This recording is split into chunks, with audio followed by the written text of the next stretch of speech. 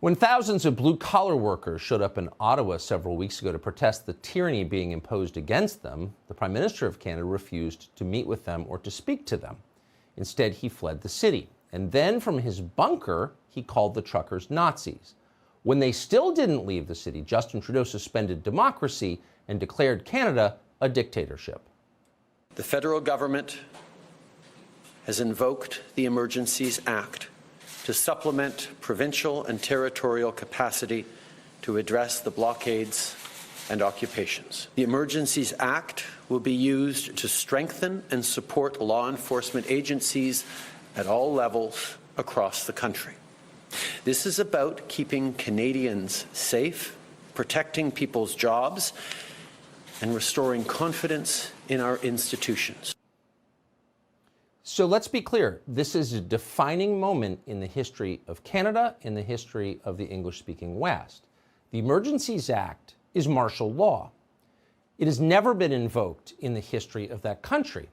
Now, by law, the Emergencies Act is allowed only in emergencies, in, quote, urgent and critical situations that seriously endanger the lives, health, or safety of Canadians. What's happening now does not qualify. What's happening in Canada now is not an emergency. Here's what it looked like this weekend.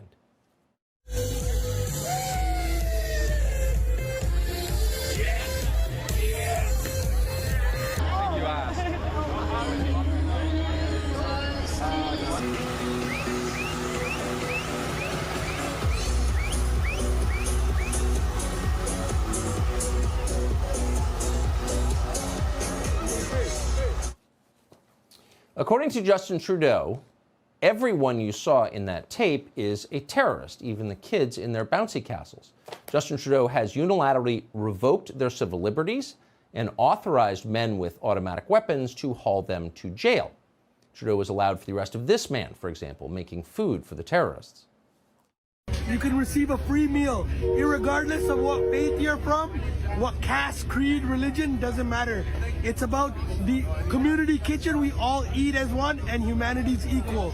So the Seva concept, helping the community, is what we're practicing here today. We're here alongside the truckers in the fight for freedom, and we're doing our part from the Sikh faith. So again, all of these people can now be arrested on sight simply because of where they're standing. But being arrested is the least of their problems. An arrest suggests bail. You can get out of jail. You can't get out of the country Justin Trudeau has just made. Under martial law, Trudeau now has the power to force banks to seize their bank accounts and insurance companies to cancel their insurance. That means they can't actually live in Canada anymore. They are non-persons. They're enemies of the state, and they will be crushed. At least one trucker knows exactly what's coming. He has seen it before. He came to Canada from Nicolae Ceausescu's Romania. Why they don't let people meant to vote? Why 100 people, 180 or 200 people to decide your life or my or another? Let the Canadian people do it.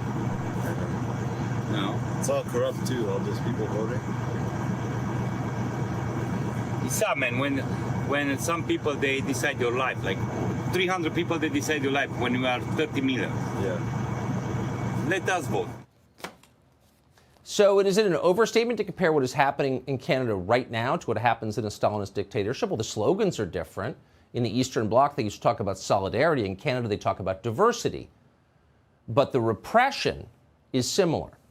Today, Canada's Deputy Prime Minister, by the way, is a former American journalist, maybe not surprisingly, announced that going forward, Justin Trudeau will regulate all crowdfunding and cryptocurrency under the Terrorist Financing Act.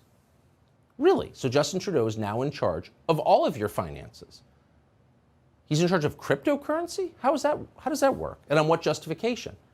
And if that wasn't clear enough, Trudeau's minority government unilaterally just sent another $500 million to the authoritarian state of Ukraine, where the head of the rival political party is now under arrest and where opposition media has been banned. That's the country they're now in solidarity with.